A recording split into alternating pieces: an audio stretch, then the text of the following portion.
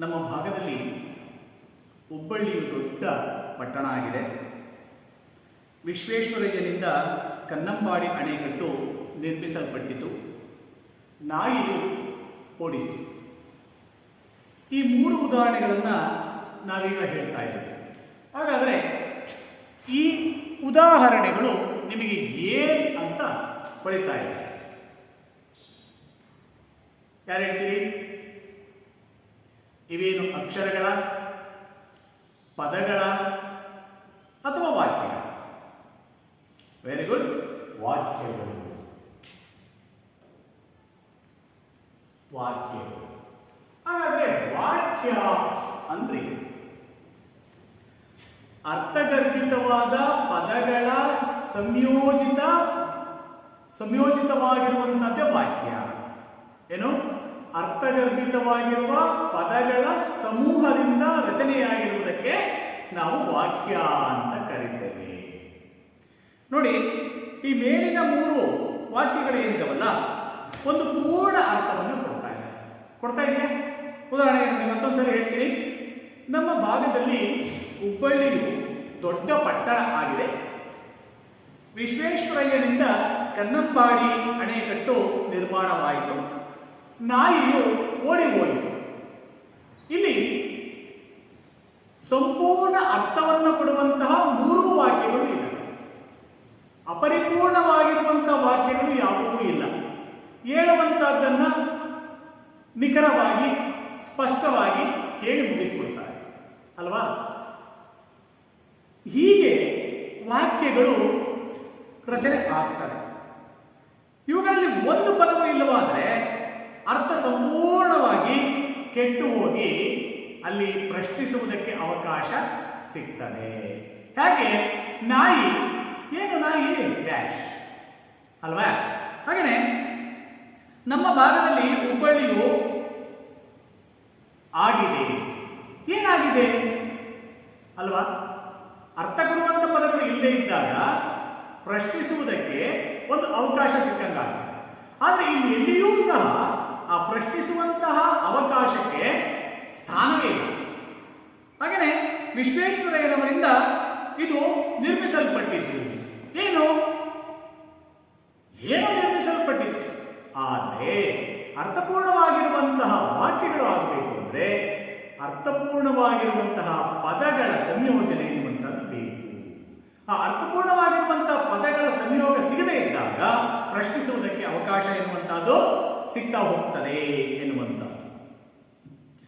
ಓಡಿತು ಈ ಕ್ರಿಯಾಪದದಿಂದ ಪೂರ್ಣ ಅರ್ಥವಾಗದೆ ಯಾವುದು ಓಡಿತು ಅಂದ್ರೆ ಒಂದು ಕ್ರಿಯೆಯನ್ನು ಸೂಚಿಸುವಂತ ಪದ ಇದ್ದಾಗ ಮಾತ್ರ. ನಾಮಪದ ಇರ್ತದೆ ಬಿಡಿ, ನಾಮಪದದ ಜೊತೆಗೆ ಒಂದು ಕ್ರಿಯಾಪದ ಇದ್ದಾಗ ಅದೊಂದು ಪೂರ್ಣ ವಾಕ್ಯ ಆಗ್ತದೆ ಎನ್ನುವಂಥದ್ದನ್ನು ತಿಳ್ಕೋಬೇಕು. ಅದೇನಾದ್ರೂ ಓಡಿತು ಎನ್ನುವಂತಹ ಕ್ರಿಯಾಪದ ಇಲ್ಲದೆ ಇದ್ದರೆ ನಾವು ಪ್ರಶ್ನೆ ಮಾಡಬೇಕಾಗ್ತದೆ. ಹಾಗಾಗಿ ಅದು ಪೂರ್ಣವಾಕ್ಯವಾಗುವುದಿಲ್ಲ. ಒಂದು ಪೂರ್ಣವಾಕ್ಯ ಆಗಬೇಕು ಅಂದ್ರೆ ಒಂದು ಕ್ರಿಯಾಪದ ಎನ್ನುವಂಥದ್ದು ಅಲ್ಲಿ ಸೇರ್ಕೊಳ್ಳೇಬೇಕಾಗ್ತದೆ. ದೊಡ್ಡ ಪಟ್ಟಣ, ಎಷ್ಟು ದೊಡ್ಡ ಪಟ್ಟಣ? ಇಷ್ಟರಿಂದಲೇ ನಮಗೆ ಅರ್ಥ ಹೊಳೆಯದೇ ಇಲ್ಲ. ವಿಶ್ವೇಶ್ವರಯ್ಯನವರಿದ್ದಾರೆ, ನಮ್ಮ ನಗರ ದೊಡ್ಡದಿದೆ. ದೊಡ್ಡದು ಅಂತ ಹೇಳಬೇಕಾದ್ರೆ, ದೊಡ್ಡ ಪಟ್ಟಣ ಅಂತ ಹೇಳಬೇಕಾದ್ರೆ ಅಷ್ಟರಿಂದಲೇ ಪೂರ್ತಿ ಅರ್ಥ ಹೊಳೆಯಲ್ಲ. ಅದರ ಬದಲಾಗಿ ಅಲ್ಲಿ ಕರ್ತೃ ಬೇಕಲ್ಲ. ಪಟ್ಟಣ ಅಂತ ಇದೆ, ಯಾವ ಪಟ್ಟಣ? ಕರ್ತೃ, ಕರ್ಮ, ಕ್ರಿಯೆ ಈ ಮೂರೂ ಸಹ ಒಂದು ವಾಕ್ಯ ರಚನೆಯಲ್ಲಿ ಬಹಳ ಪ್ರಮುಖವಾಗಿರುವಂತಹ ಪಾತ್ರವನ್ನ ವಹಿಸುತ್ತವೆ. ಯಾವ್ಯಾವು? ಕರ್ತೃ, ಕರ್ಮ, ಕ್ರಿಯೆ. ಕರ್ತೃ ಅಂದ್ರೆ ನಿರ್ಮಾತೃ, ಕರ್ಮ ಅಂದ್ರೆ ಅವನು ಮಾಡುವಂತ ಕೆಲಸ, ಕ್ರಿಯೆ ಅಂದ್ರೆ ಏನನ್ನ ಮಾಡ್ದ, ಯಾವ ಕೆಲಸವನ್ನ ಮಾಡ್ದ ಅಂತ ಸೂಚಿಸುವಂತಹ ಪದಗಳನ್ನೇ ನಾವು ಕರ್ತೃ, ಕರ್ಮ ಮತ್ತು ಕ್ರಿಯಾಪದಗಳು ಅಂತ ಕರೀತೇವೆ. ಈ ಮೂರನೇ ವಾಕ್ಯದಲ್ಲಿ ಬರುವಂತಹ ವಿಶ್ವೇಶ್ವರಯ್ಯನಿಂದ ಅಣೆಕಟ್ಟು ಎನ್ನುವಂತಹದ್ದಿದೆ. ಇಲ್ಲಿ ಕರ್ತೃ, ಕರ್ಮ ಹೇಳದೇ ಇದ್ರೆ ಅರ್ಥ ಪೂರ್ಣಗೊಳ್ಳುವುದಿಲ್ಲ ಎನ್ನುವಂಥದ್ದು. ಹೀಗೆ ಮೂರು ವಾಕ್ಯಗಳನ್ನ ನಾನು ಉದಾಹರಣೆಯಾಗಿ ಕೊಟ್ಟು ಅಲ್ಲಿ ಬರುವಂತಹ ಪೂರ್ಣ ಪದಗಳ ಅರ್ಥ ಯಾವುವು ಎನ್ನುವಂಥದ್ದನ್ನು ಹೇಳುತ್ತೆ. ಸೊ ಹಾಗೆ ಈ ವಾಕ್ಯಗಳಲ್ಲಿ ಬಹಳ ಪ್ರಮುಖವಾಗಿ ನಾವು ಈ ರೀತಿಯ ಪ್ರಭೇದಗಳನ್ನು ನಾವು ನೋಡ್ತಾ ಹೋಗ್ತೀವಿ. ಯಾವ ರೀತಿಯ? ಬಹಳ ಪ್ರಮುಖವಾಗಿ ನಾವು 3 ವಾಕ್ಯ ಪ್ರಭೇದಗಳನ್ನು ನೋಡ್ತೇವೆ. ಒಂದು ಸಾಮಾನ್ಯ ವಾಕ್ಯ, ಒಂದು ಸಂಯೋಜಿತ ವಾಕ್ಯ, ಇನ್ನೊಂದು ಮಿಶ್ರ ವಾಕ್ಯ. ವಾಕ್ಯಗಳಲ್ಲಿ 3 ಪ್ರಭೇದ.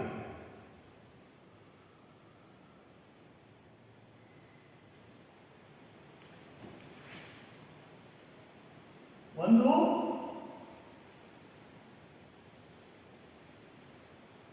ಸಾಮಾನ್ಯ ವಾಕ್ಯ,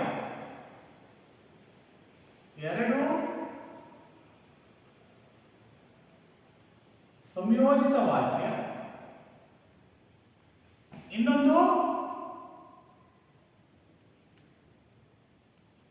ಮಿಶ್ರ ವಾಕ್ಯ ಎನ್ನುವಂತಹ 3 ವಿಧದ ವಾಕ್ಯ ಪ್ರಭೇದಗಳನ್ನು ನಾವು ಅಭ್ಯಾಸವನ್ನು ಮಾಡ್ತೇವೆ. ಹಾಗಾದರೆ ಸಾಮಾನ್ಯ ವಾಕ್ಯ ಎಂದರೆ ಏನು? ಸಾಮಾನ್ಯ ವಾಕ್ಯ ಎಂದರೇನು ಎನ್ನುವಂತಹದ್ದನ್ನ ಈಗ ನಾವು ಅಭ್ಯಾಸ ಮಾಡೋಣ. ನೋಡಿ, ಒಂದು ಪೂರ್ಣ ಕ್ರಿಯಾಪದದೊಡನೆ, ನೆನಪಿಟ್ಕೊಳ್ಳಿ, ಒಂದು ಪೂರ್ಣ ಕ್ರಿಯಾಪದದೊಡನೆ ಸ್ವತಂತ್ರವಾಗಿ ವಾಕ್ಯವಾಗಿರುವ ವಾಕ್ಯಗಳೇ ಸಾಮಾನ್ಯ ವಾಕ್ಯಗಳು.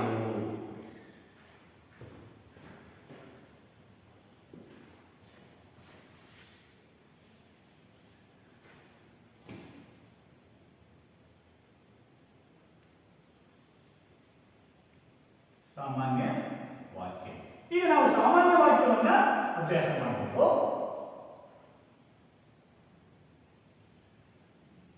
ಹಾಗಾದ್ರೆ ಸಾಮಾನ್ಯ ವಾಕ್ಯ ಅಂದ್ರೆ ಏನು ಅಂತ ನೋಡೋದಾದ್ರೆ ಡೆಫಿನೇಷನ್ ಅನ್ನು ಬರ್ತೀವಿ.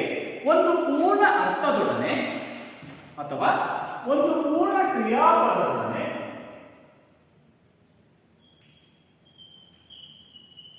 ಒಂದು ಪೂರ್ಣ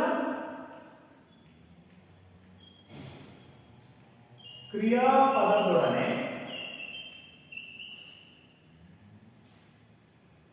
ಕೂಡಿ ಸ್ವತಂತ್ರ ವಾಕ್ಯಗಳಾಗಿರುತ್ತವೆ. ಕೂಡಿ ಸ್ವತಂತ್ರ ವಾಕ್ಯವಾಗಿರುವ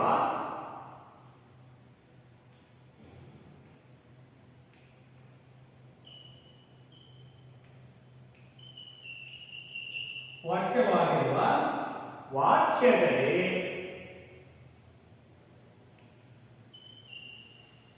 ಸಾಮಾನ್ಯ ವಾಕ್ಯ.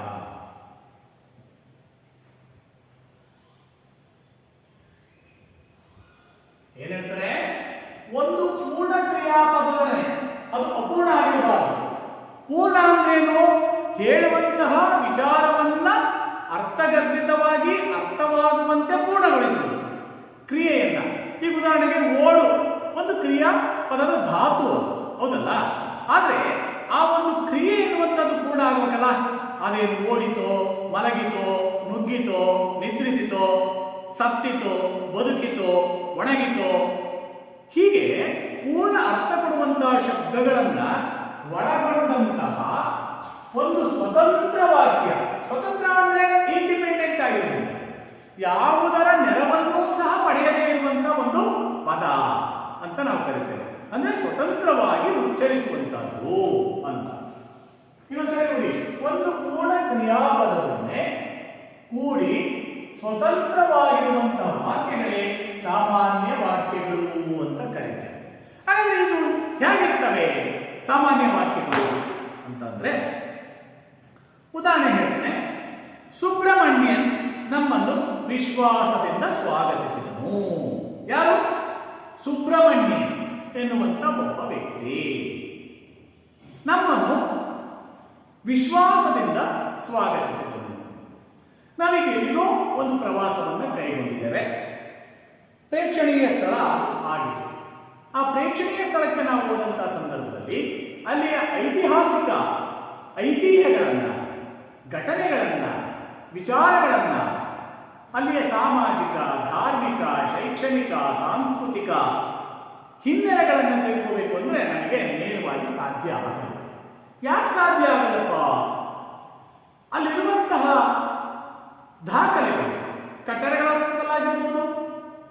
ದೇವಸ್ಥಾನಗಳ ರೂಪದಲ್ಲಾಗಿರ್ಬೋದು ಅಥವಾ ಶಾಸನಗಳ ರೂಪದಲ್ಲಿ ಇರ್ತವೆ.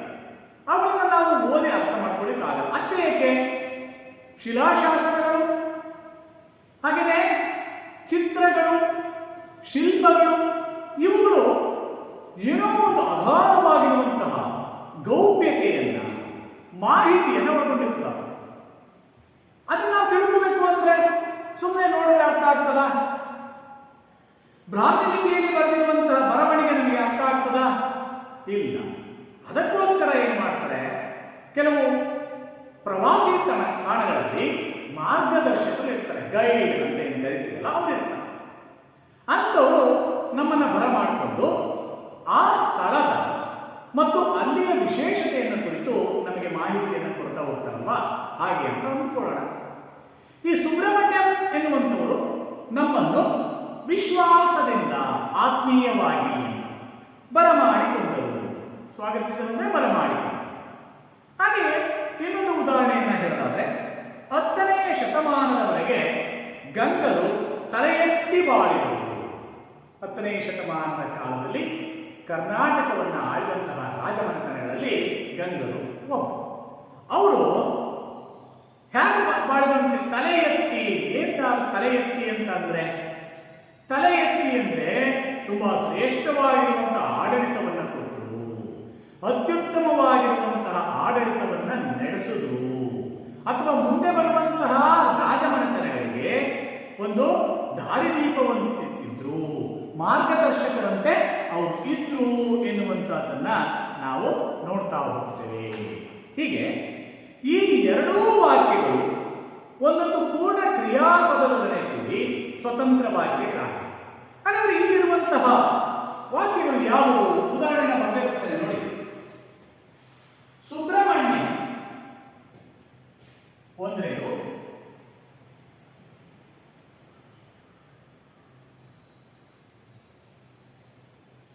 ನಮ್ಮನ್ನು ಆತ್ಮೀಯವಾಗಿ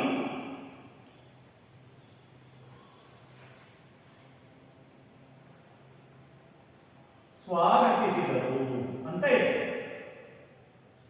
ಒಂದು ಸಾಮಾನ್ಯ ವಾಕ್ಯ, ಅದು ಸ್ವತಂತ್ರವಾಗಿ ವಿಷಯವನ್ನ ಹೇಳ್ತಾ ಇದೆ. ಆದ್ರೆ ಈ ಸಾಮಾನ್ಯ ವಾಕ್ಯದಲ್ಲಿ ಕರ್ತೃ, ಕರ್ಮ ಮತ್ತು ಕ್ರಿಯೆ ಮೂರು ಪದಗಳು ಇರುವಂತಹದ್ದನ್ನು ನೋಡ್ತೇವೆ. ಈ ಸುಬ್ರಹ್ಮಣ್ಯ ಎನ್ನುವಂತಹದ್ದು ಕರ್ತೃ, ಆತ್ಮೀಯವಾಗಿ ಎನ್ನುವಂತಹದ್ದು ಕರ್ಮ, ಸ್ವಾಗತಿಸಿದರು ಕ್ರಿಯೆ.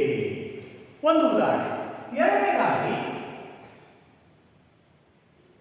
10ನೇ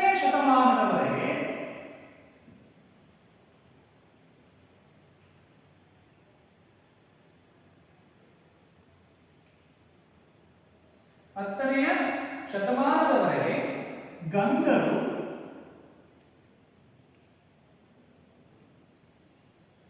ತಲೆ ಎತ್ತಿ ಬಾಳಿದರು. ಇಲ್ಲಿಯೂ ಸಹ ಮೂರು ವಾಕ್ಯಗಳು ಇದ್ದಾವೆ. ಒಂದು ಕರ್ತೃ, ಒಂದು ಕರ್ಮ, ಇನ್ನೊಂದು ಕ್ರಿಯೆ.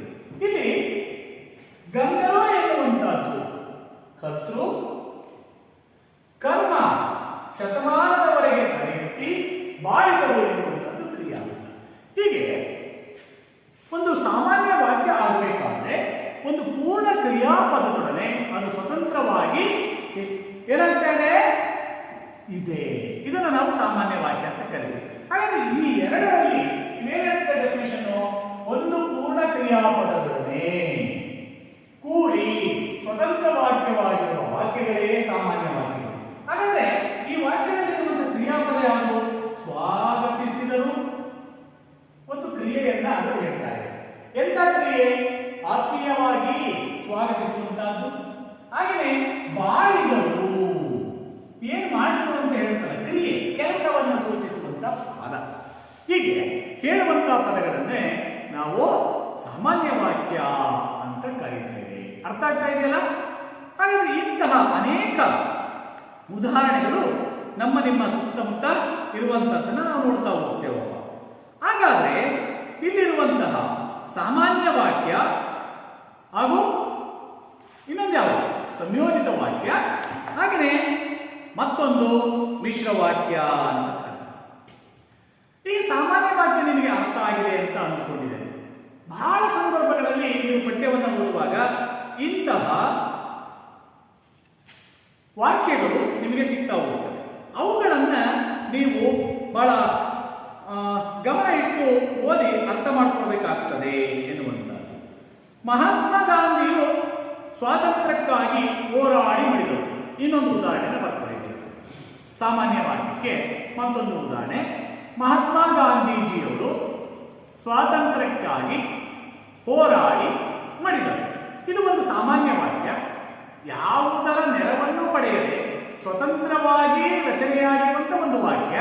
ಅದು ಪೂರ್ಣ ಕ್ರಿಯಾಪದದೊಡನೆ ರಚನೆಯಾಗಿರುವಂಥದ್ದು ಅಲ್ವಾ? ಬರ್ಕೊಳ್ಳಿ. ಮಹಾತ್ಮ ಗಾಂಧೀಜಿಯು ಸ್ವಾತಂತ್ರ್ಯಕ್ಕಾಗಿ ಹೋರಾಡಿ ಮಡಿದರು. ಇಲ್ಲಿಗೆ 3 ಉದಾಹರಣೆ. ಮತ್ತೊಂದನ್ನು ಬೇಕಾದರೆ ಬರ್ಕೊಳ್ಳಿ. ಅಶ್ವಿನಿ ಮಾಸದಲ್ಲಿ ದಸರಾ ಹಬ್ಬ ಬರುವುದು. ಇದು ಒಂದು ಸಾಮಾನ್ಯ. ಹಾಗೆಯೇ ದಕ್ಷಿಣ ಭಾರತದಲ್ಲಿ ಗುಡಿಗೋಪುರಗಳು ಬಲು ದೊಡ್ಡವುಗಳು ಆಗಿವೆ. ಪೂರ್ಣ ಕ್ರಿಯಾಪದದೊಡನೆ ಅವು ಸೇರಿ ಒಂದು ಸ್ವತಂತ್ರ ವಾಕ್ಯ ಆಗಿರುತ್ತವೆ ಎನ್ನುವಂಥದ್ದಕ್ಕೆ ಇದು ಒಂದು ತಾಜಾ ಉದಾಹರಣೆ ಆಯಿತು.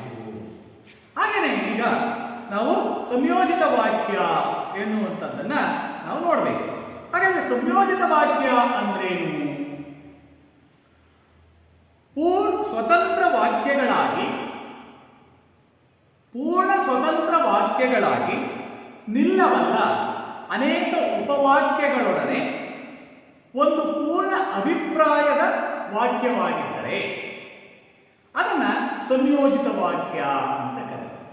ಮತ್ತೊಂದು ಸಾರಿ, ಸ್ವತಂತ್ರ ವಾಕ್ಯಗಳಾಗಿ ನಿಲ್ಲಬಲ್ಲ ಅನೇಕ ಉಪವಾಕ್ಯಗಳನ್ನು ಹೊಂದಿರುವ ಒಂದು ಪೂರ್ಣಾಭಿಪ್ರಾಯದ ವಾಕ್ಯವಾಗಿದ್ದರೆ ಅದನ್ನು ಸಂಯೋಜಿತ ವಾಕ್ಯ ಅಂತ ಕರೀತಾರೆ ಅಂತ ಹೇಳ್ತಾರೆ.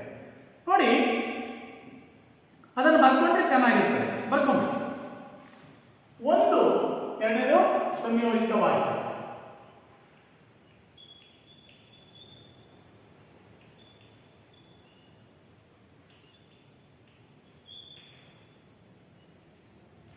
ಏನು ಸಂಯೋಜಿತ ವಾಕ್ಯ ಅಂದ್ರೆ? ಸ್ವತಂತ್ರ ವಾಕ್ಯಗಳಾಗಿ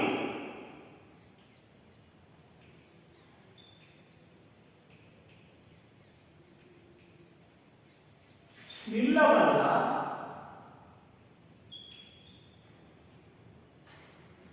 ಅನೇಕ ಉಪವಾಕ್ಯಗಳೊಡನೆ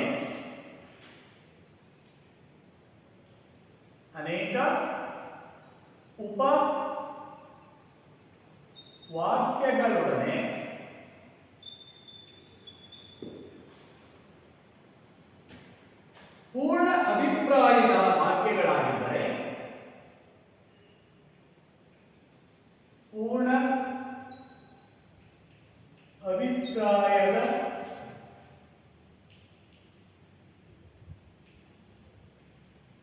ವಾಕ್ಯಗಳಾಗಿದ್ದರೆ ಅದನ್ನು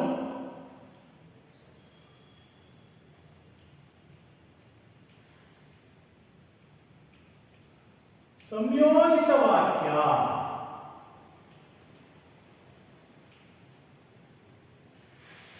ಎಂದು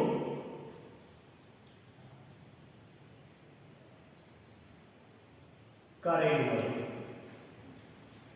ಹಾಗಾದ್ರೆ ಅದು ಹೇಗಿರ್ತದೆ? ಸಂಯೋಜಿತ ವಾಕ್ಯ ಅಂದ್ರೆ ಸೂತ್ರ ಹೇಳ್ತದೆ, ಸ್ವತಂತ್ರ ವಾಕ್ಯಗಳಾಗಿ ನಿಲ್ಲಬಲ್ಲ ಅನೇಕ ಉಪವಾಕ್ಯಗಳೊಡನೆ ಪೂರ್ಣಾಭಿಪ್ರಾಯದ ವಾಕ್ಯಗಳಾಗಿದ್ದರೆ ಅದನ್ನು ಸಂಯೋಜಿತ ವಾಕ್ಯ ಅಂತ ಕರೀತಾರೆ. ಪಕ್ಕದಲ್ಲೇ ಮೊದಲು ಮಾಡಿದ್ದು ಸಾಮಾನ್ಯ ವಾಕ್ಯ. ಏನೆಂದು ಒಂದು ಪೂರ್ಣ ಕ್ರಿಯಾಪದದೊಡನೆ ಕೂಡಿ ಒಂದು ಸ್ವತಂತ್ರವಾಗಿರುವಂತಹ ವಾಕ್ಯವೇ ಸಾಮಾನ್ಯ ವಾಕ್ಯ. ಆದರೆ ಇಲ್ಲಿ ಏನೇಳ್ತದೆ? ಸ್ವತಂತ್ರ ವಾಕ್ಯಗಳಾಗಿ ನಿಲ್ಲಬಲ್ಲ, ಸಹಾಯಕ್ಕೆ ಬರುವಂತಹ ಅನೇಕ ಉಪವಾಕ್ಯಗಳು, ಒಂದು ವಾಕ್ಯಕ್ಕೆ ಇನ್ನೂ ಕೆಲವು ವಾಕ್ಯಗಳು ಸೇರಿಕೊಂಡು ಪೂರ್ಣ ಪ್ರಮಾಣದ ವಾಕ್ಯಗಳಾಗಿದ್ದರೆ ಅದನ್ನು ಸಂಯೋಜಿತ ವಾಕ್ಯ ಅಂತ ಕರೀತಾರೆ. ಉದಾಹರಣೆಗೆ ನೋಡೋಣ. ಈಗ ಪಾಂಡವರ ಯಜ್ಞತ್ತುರಗ ಯಜ್ಞತುರಗ ಮಣಿಪುರವನ್ನು ಪ್ರವೇಶಿಸಿತು. ಇದು ಒಂದು ಸಾಮಾನ್ಯ ವಾಕ್ಯ. ಆದರೆ ಮುಂದುವರೆದಂತೆ ಏನ್ ಹೇಳ್ತಾರೆ? ಪಾಂಡವರ ಯಜ್ಞತುರಗ ಮಣಿಪುರವನ್ನು ಪ್ರವೇಶಿಸಿತು. ಆಗ ಬಭ್ರುವಾಹನನು ಅದನ್ನು ಕಟ್ಟಿ ಹಾಕಿದನು. ಮತ್ತೊಂದು ಉಪವಾಕ್ಯ ಬಂತು, ಅಲ್ಲಿ ಮುಗಿಲಿಲ್ಲ, ಮತ್ತೆ ಒಂದು ಬರುತ್ತೆ. ಆದ್ದರಿಂದ ಬಭ್ರುವಾಹನನಿಗೂ ಅರ್ಜುನನಿಗೂ ಯುದ್ಧ ನಡೆಯಿತು. ಸಾಮಾನ್ಯ ವಾಕ್ಯ ಅಂದ್ರೆ ಹೇಳುವಂತ ವಿಷಯವನ್ನ ನಿಖರವಾಗಿ, ನೇರವಾಗಿ, ಯಾರ ಸಹಾಯವೂ ಇಲ್ಲದೆ ಸ್ವತಂತ್ರವಾಗಿ ಹೇಳಿ ಬಿಟ್ಟುಬಿಡ್ತಾರೆ. ಸರ್ ಹೆಂಗ್ ಸರ್? ನಾವು ದಡ್ಡ ಸರ್, ಪರೀಕ್ಷೆ ನನಗೆ ಒಂದು ಅಂಕ ಬೇಕೇ ಬೇಕು. ಇಲ್ಲಪ್ಪ, ಹಂಗೆಲ್ಲ ನಾನು ಹೇಳ್ಕೊಡಂಗಿಲ್ಲ. ನೀನು ಪೂರ್ತಿ ಕಲಿಬೇಕು, ಅರ್ಥ ಮಾಡ್ಕೊಂಡು ಕಲಿತು ನೀನು ಅಂಕ ಗಳಿಸ್ಬೇಕು ಅಂತ ಹೇಳ್ತಾರೆ. ಇನ್ನು ಕೆಲವು ಸಾರ್ ಬೇಡ ಸಾರ್, ನನಗೆ ಗೊತ್ತಾಗಲ್ಲ ಸಾರ್, ನನಗೆ ಓದೋದಕ್ಕೆ ಇಷ್ಟ ಇಲ್ಲ ಸಾರ್, ಒಂದು SSLC ಪಾಸ್ ಮಾಡ್ಕೊಂಡು ಡ್ರೈವಿಂಗ್ ಲೈಸೆನ್ಸ್ ತಗೊಂಡು ಒಂದು ವಾಹನ ಓಡಿಸ್ಬೇಕು ಅಂತ ಇದ್ದೀನಿ ಸಾರ್, SSLC ಪಾಸ್ ಆಗೋಷ್ಟು ಮಟ್ಟಕ್ಕಾದ್ರೂ ನನಗೆ ಅಂಕಗಳು ಬೇಕು ಸರ್ ಅಂದರೆ, ನೋಡಪ್ಪ, ತುಂಬಾ ಶಾರ್ಟ್ ಆಗಿರುವಂಥ ವಾಕ್ಯವೇ ಸಾಮಾನ್ಯ ವಾಕ್ಯ.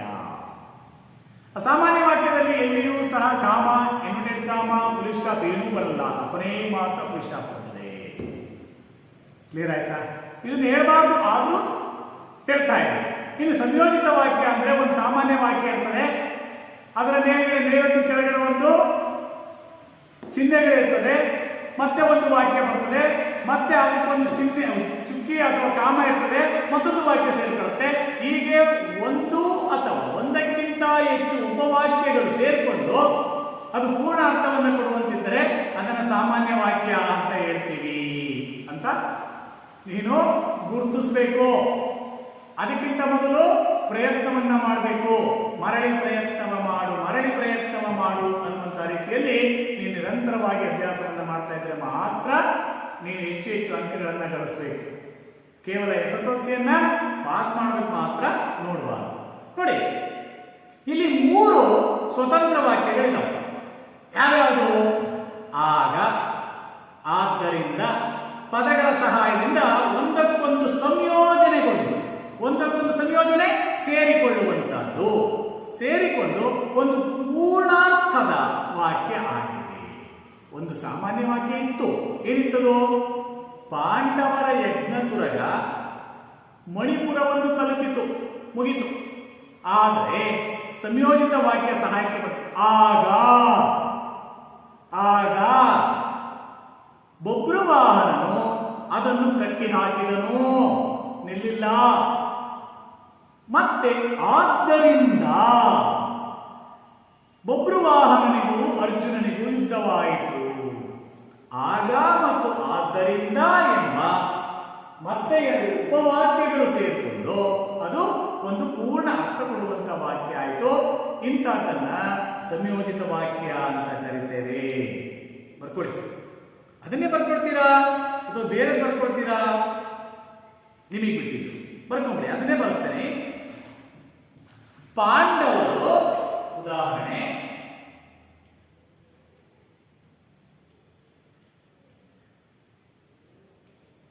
ಪಾಂಡವರ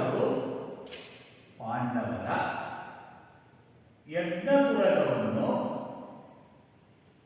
ಅಥವಾ ಯಜ್ಞತುರಗ ಮಣಿಪುರವನ್ನು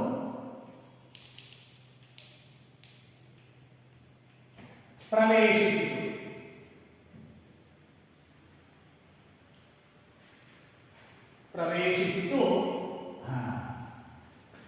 ಆಗ ಬಭ್ರುವಾಹನನು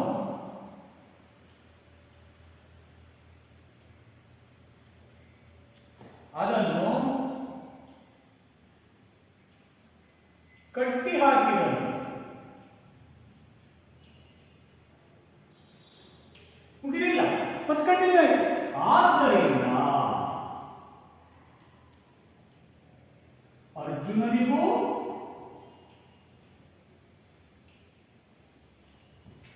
ಬಭ್ರುವಾಹನನಿಗೂ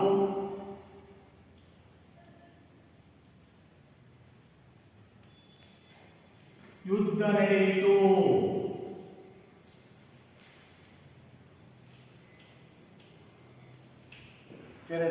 ಇಲ್ಲಿ ನೋಡಿ, ಸಂಯೋಜಿತ ಅಂದ್ರೆ ಸ್ವತಂತ್ರ ವಾಕ್ಯಗಳಾಗಿ ನಿಲ್ಲಬಲ್ಲ ಪದಗಳು ಆಗ ಮತ್ತು ಆದ್ದರಿಂದ ಎನ್ನುವಂತಹ ಎರಡು ಉಪವಾಕ್ಯಗಳು ಸೇರಿಕೊಂಡು ಎಲ್ಲೆಲ್ಲಿದೆ? ಆಗ ಎನ್ನುವಂತಹದ್ದು ಒಂದು,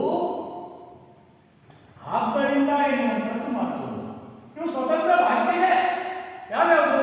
ಪಾಂಡವರ ಯಜ್ಞಪುರಗ ಮಣಿಪುರವನ್ನು ಪ್ರವೇಶಿಸಿದವು, ಬಬ್ರುವಾಹನನು ಅದನ್ನು ಕಟ್ಟಿ ಹಾಕಿದನು, ಅರ್ಜುನನಿಗೂ ಬಬ್ರುವಾಹನನಿಗೂ ಯುದ್ಧ ನಡೆಯಿತು. ಇವೆಲ್ಲ ಸಾಮಾನ್ಯ ವಾಕ್ಯಗಳು. ಆದರೆ ಇವುಗಳ ಜೊತೆಗೆ ಸ್ವತಂತ್ರವಾಗಿ ನಿಲ್ಲಬಲ್ಲಂತಹ ಉಪವಾಕ್ಯಗಳು ಸೇರಿಕೊಳ್ತವೆ. ಅವೇ ಆಗ ಮತ್ತು ಆದ್ದರಿಂದ. ಇವುಗಳ ನೆರವಿನಿಂದ ಒಂದು ಪೂರ್ಣ ವಾಕ್ಯ ಆದರೆ, ಅರ್ಥಪೂರ್ಣವಾಗಿರುವಂತಹ ವಾಕ್ಯ ಆದರೆ ಅದನ್ನು ನಾವು ಸಂಯೋಜಿತ ವಾಕ್ಯ ಅಂತ ಕರಿತೀವಿ. ಅರ್ಥ ಆಗಿದೆಯಲ್ಲ? ಹಾಗೆ ನೀವು ಮನೆಯಲ್ಲಿ ಅದನ್ನ ಇನ್ನೂ ಹೆಚ್ಚು ಹೆಚ್ಚು ಅಭ್ಯಾಸವನ್ನ ಮಾಡ್ಕೊಂಡು ಬಂದಾಗ ಮಾತ್ರ ನಿಮಗೆ ಅದು ಅರ್ಥ ಆಗ್ತದೆ. ಇನ್ನೊಂದು ಉದಾಹರಣೆಯನ್ನ ಹೇಳ್ತೀನಿ, ಬೇಕಾದ್ರೆ ಬರ್ಕೋಬಹುದು. ಲಂಕೆಯಲ್ಲಿಯ ಅಶೋಕವನವು ಫಲಪುಷ್ಪಗಳಿಂದ ತುಂಬಿತ್ತು, ಆದ್ದರಿಂದ ಹನುಮಂತನು ಆ ವನವನ್ನು ಹೊಕ್ಕು ಕೆಲವೊಂದು ಹಣ್ಣುಗಳನ್ನು ತಿಂದು ಅದನ್ನು ಹಾಳು ಮಾಡಿದನು. ನೋಡಿ, ಇಲ್ಲಿ ಆದ್ದರಿಂದ ಅದನ್ನು ಎನ್ನುವಂತ ಎರಡು ಉಪವಾಕ್ಯಗಳು ಒಂದು ಸೇರಿಕೊಂಡು ಈ ತರದ ವಾಕ್ಯಗಳನ್ನ ನಿಮ್ಮ ಪಠ್ಯಪುಸ್ತಕದ ಗದ್ಯಭಾಗವನ್ನು ಓದುವಂತಹ ಸಮಯದಲ್ಲಿ ಸಿಗ್ತವೆ. ಅವುಗಳನ್ನು ನೀವು ಗುರುತಾಕೊಂಡು ಬರಿತಾ ಹೋಗಬೇಕಾಗ್ತದೆ. ಹಾಗಾದ್ರೆ ಈಗ ನಾವು ಎರಡು ರೀತಿಯ ವಾಕ್ಯಗಳನ್ನು ನೋಡೋದು. ಒಂದು ಸಾಮಾನ್ಯ ವಾಕ್ಯ, ಮತ್ತೊಂದು ಸಂಯೋಜಿತ ವಾಕ್ಯ. ಇನ್ನೊಂದು ವಾಕ್ಯ ಇದೆ, ಅದು ಮಿಶ್ರ ವಾಕ್ಯ. ಅದೊಂದನ್ನ ಈಗ ಅಭ್ಯಾಸ ಮಾಡೋಣ.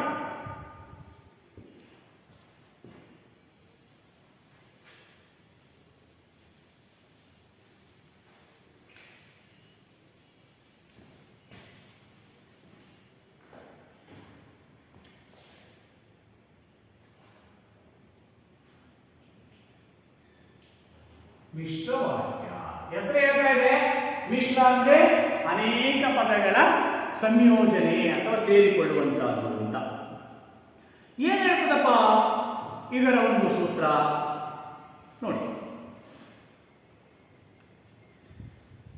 ಒಂದು ಅಥವಾ ಅನೇಕ ವಾಕ್ಯಗಳು ಒಂದು ಪ್ರಧಾನ ವಾಕ್ಯದೊಡನೆ ಅಧೀನವಾಗಿದ್ದರೆ ಅಥವಾ ಸೇರಿಕೊಂಡಿದ್ದರೆ ಅದನ್ನ ಮಿಶ್ರವಾಕ್ಯ ಅಂತ ಕರೀತಾರೆ. ಮತ್ತೊಂದು ಸಾರಿ, ಒಂದು ಅಥವಾ ಅನೇಕ ವಾಕ್ಯಗಳು ಒಂದು ಪ್ರಧಾನ ವಾಕ್ಯದೊಡನೆ ಅಧೀನವಾಗಿದ್ದರೆ ಅದನ್ನು ಮಿಶ್ರವಾಕ್ಯ ಅಂತ ಕರೀತಾರೆ. ಬರ್ತದೆ. ಒಂದು ಅಥವಾ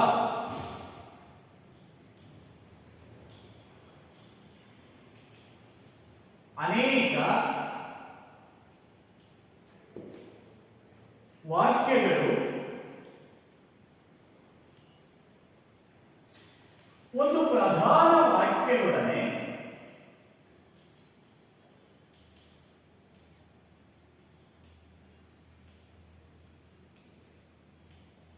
ಅಧೀನವಾಗಿದ್ದರೆ, ಸೇರಿಕೊಂಡರೆ ಅಂತ.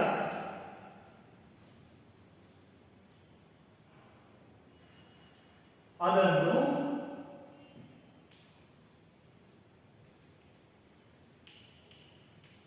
ಮಿಶ್ರವಾಕ್ಯ ಎನ್ನುವುದು. ಹಾಗಾದ್ರೆ ಹೇಗಿರ್ತವೆ ಆ ವಾಕ್ಯಗಳು ಅಂದ್ರೆ, ಉದಾಹರಣೆ ನೋಡಿ, ಗಾಯತ್ರಿ ಗಾಯನ ಸ್ಪರ್ಧೆಯಲ್ಲಿ ಗೆದ್ದಳಾಗಿದ್ದರೂ ಅವಳಿಗೆ ಬಹುಮಾನ ಸ್ವೀಕರಿಸಲು ಸಾಧ್ಯವಾಗದಿದ್ದಾಗ ಆಕೆ ತುಂಬಾ ನೊಂದುಕೊಂಡಳು. ಸಂಯೋಜಿತ ವಾಕ್ಯಕ್ಕೂ ಮತ್ತು ಮಿಶ್ರ ವಾಕ್ಯಕ್ಕೂ ಸ್ವಲ್ಪ ಗೊಂದಲ ಆಗ್ತದೆ, ಹಾಗಾಗಿ ಸರಿಯಾಗಿ ನೋಡ್ಕೊಳ್ಳಿ. ಗಾಯತ್ರಿ ಗಾಯನ ಸ್ಪರ್ಧೆಯಲ್ಲಿ ಗೆದ್ದಳಾದರೂ ಅವಳಿಗೆ ಬಹುಮಾನ ಸ್ವೀಕರಿಸಲು ಸಾಧ್ಯವಾಗದಿದ್ದಾಗ ಆಕೆ ತುಂಬಾ ನೊಂದುಕೊಂಡಳು. ಇದು ಎಲ್ಲಿಯೂ ಸಹ ಪುಲಿ ಸ್ಟಾಪ್, ಕಾಮ, ವಿವರಣಾತ್ಮಕ ಚಿಹ್ನೆ ಏನು ಬಳಕೆಯಾಗಿಲ್ಲ. ಒಂದು ಅಥವಾ ಅನೇಕ ವಾಕ್ಯಗಳು ಒಂದು ಪ್ರಧಾನ ವಾಕ್ಯದ ಒಳಗೆ ಲೀನ ಆಗ್ತದೆ, ಅಧೀನ ಆಗ್ತಿದೆ. ಇದನ್ನು ನಾವು ಮಿಶ್ರವಾಕ್ಯ ನೋಡಿ. ಇಲ್ಲಿ ಆಕೆ ತುಂಬಾ ನೊಂದುಕೊಂಡಳು ಎನ್ನುವಂತ ಒಂದು ಮಾತು ಎಲ್ಲಿದೆ? ಉದಾಹರಣೆ ಬಂದಿಲ್ಲ, ಬರೀನಾ? ಉದಾಹರಣೆ, ಗಾಯತ್ರಿ ಗಾಯನ ಸ್ಪರ್ಧೆಯಲ್ಲಿ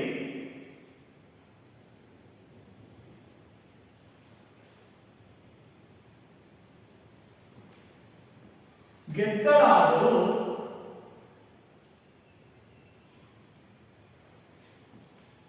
ಬಹುಮಾನ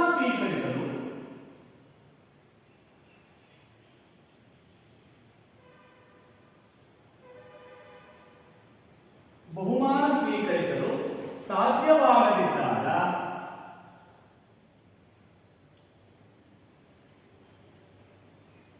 ಆಕೆ ತುಂಬಾ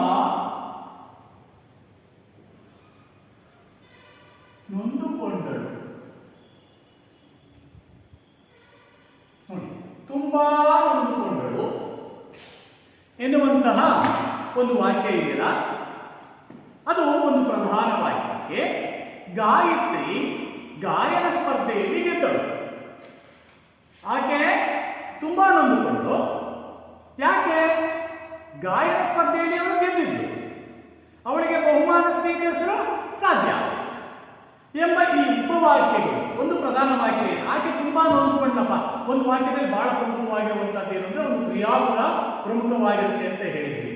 ಅಲ್ಲಿ ಏನಾಗ್ಬಿಟ್ಟಿದೆ, ಅವಳು ನೊಂದ್ಕೊಂಡ್ಬಿಟ್ಟಾಳೆ. ಯಾಕೆ? ಅವಳು ಗಾಯನ ಸ್ಪರ್ಧೆಯಲ್ಲಿ ಗೆದ್ದಿದ್ಳು. ಗೆದ್ದ ಮೇಲೇನು ಬಹುಮಾನವನ್ನ ಪಡಿಲಿಕ್ಕೆ ಸಾಧ್ಯ ಆಗದೆ ಹೋಯ್ತು. ಆದ್ರಿಂದ ಅವಳು ನೊಂದುಕೊಂಡಳು. ಇಲ್ಲಿ ಪ್ರಧಾನ ವಾಕ್ಯ ಅವಳು ನೊಂದುಕೊಂಡಳು. ಯಾಕೆ? ಎರಡು ಬೇರೆ ಬೇರೆ ವಾಕ್ಯಗಳು ಸೇರ್ಕೊಂಡಿದ್ದಾವಂತೀಗ. ಯಾವ್ಯಾವಪ್ಪ? ಗಾಯತ್ರಿ ಗಾಯನ ಸ್ಪರ್ಧೆಯಲ್ಲಿ ಗೆದ್ದಳು, ಅವಳಿಗೆ ಬಹುಮಾನ ಸ್ವೀಕರಿಸಲು ಸಾಧ್ಯವಾಗಿಲ್ಲ ಎಂಬ ಉಪವಾಕ್ಯಗಳು ಅಧೀನವಾಗಿ ಅವುಗಳಿಗೆ ಸೇರಿಕೊಂಡು ಪೂರಕವಾಗಿ ಸೇರಿಕೊಂಡು ಅದೊಂದು ಮಿಶ್ರವಾಗಿದೆ. ಹೀಗೆ ಒಂದು ಅಥವಾ ಅನೇಕ ವಾಕ್ಯಗಳು ಒಂದು ಪ್ರಧಾನ ವಾಕ್ಯಕ್ಕೆ ಅಧೀನವಾಗಿದ್ದರೆ ಅದನ್ನು ನಾವು ಮಿಶ್ರವಾಕ್ಯ ಅಂತ ಕರೀತಾರೆ ಅಂತ ಹೇಳಬಹುದಾಗಿದೆ.